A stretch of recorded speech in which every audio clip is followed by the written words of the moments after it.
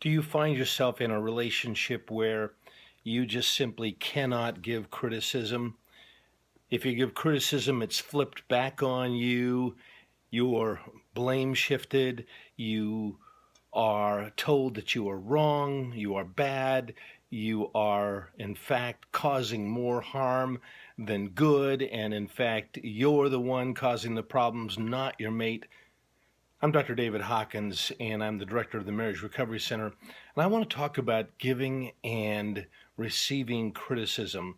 This is such a difficult thing to do in the healthiest of relationships. But when we're talking about the emotionally abusive marriage, giving and receiving criticism is incredibly difficult. And it's wrapped with all kinds of problems. And I want to give you just a couple of things to think about. So, first of all, in the emotionally abusive relationship, the perpetrator of abuse is likely emotionally immature and is likely an individual who has never learned how to receive critical feedback. So incredibly thin-skinned, and it could be a she, but most often it's a he has learned how to be incredibly defensive. It has become habitual, and he is defensive, and he doesn't want to hear what you have to say. He's going to use all kinds of defenses, and defenses, remember, stand for don't even notice I am lying to myself, or denial. So these defenses protect him from receiving this critical feedback, and they cause absolute mayhem in the relationship. So in this emotionally abusive relationship, there's got to be room for giving and receiving critical feedback. We have to have it. We have to have it to grow. So please remember that this is a requirement in a healthy relationship. It's not something that you do once in a while. It is something that's got to be woven into the relationship, and it's not a horrible, bad thing. We give critical feedback. So first of all, let's just begin with that premise. And that's something to talk to your mate about, that we've got to create safety, keyword, in our marriage where we can give and receive critical feedback. Now, with that premise, that's the number one point.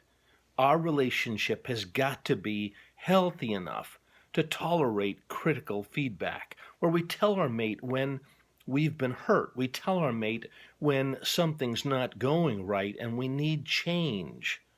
So a relationship has got to be flexible and dynamic enough to include giving and receiving that kind of feedback.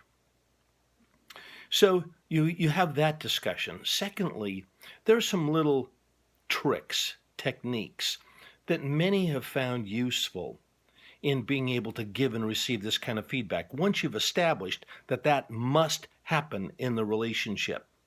If you can't get that agreement, by the way, you're really, really in trouble. And you can look at some of my other videos about intervention in the emotionally abusive relationship. But assuming that you get that agreement, then you can agree with each other on a couple of things. One, you would think would be pretty obvious, but it's not so obvious, and that is how you give criticism. So we never want to give criticism with a belittling tone. Why'd you do that? Or on the receiving end, I can't believe you're telling me this. No, we've got to agree that we're going to give critical feedback, we're going to receive critical feedback in a respectful tone. So, number one, there's going to be criticism, and we've got to have room for that. Number two, it's got to be given in a constructive way. And so we increase the chances that the mate will be able to receive this feedback because we're going to use a respectful tone, we're going to be gentle, we're going to pause, and we're going to say it in a healthy way. Doesn't mean you tiptoe. It just means you do what you do with your colleagues or with your neighbor or with your friend. You say things to them in a caring, kind way. Well, even though you're you're jammed up and you're ready to just spew, you still find a way and a time and a place where you're going to be able to say what you need to say in a respectful, gentle manner. Scripture talks about that. Always having a gentle manner. May your words be laced with gentleness. And the final thing I want to say is there's some other techniques, such as even touching your mate, maybe even grabbing their hand while you say to them, can I say something to you that maybe you may find hurtful, or you may be upset by what I'm about to say, but I'd like to say it to you. I want to tell you that I really love you, I really care about you. And you grab their hand and you say, I felt hurt just a little while ago when you said such and so. Okay, so if you've grabbed their hand, there's something about being touched. Not everyone's going to like this, but your mate may want this. There's something about being touched that says, I care about you. You're safe with me. But I'm going to say some things to you that you may be troubled by.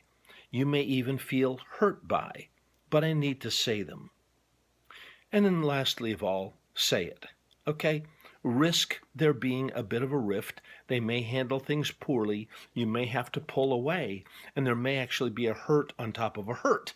They may flip it back on you. They may minimize. They may give you a half-baked apology, in which case you're going to need to talk that through with them as well.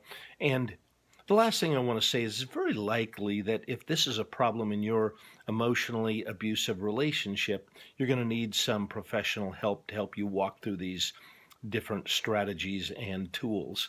So again, we want to establish that there's going to be critical feedback in any relationship that is growing. And number two, we're going to say it with kindness, gentleness, softness, but clarity. Number three, touch. Find out if touch will help.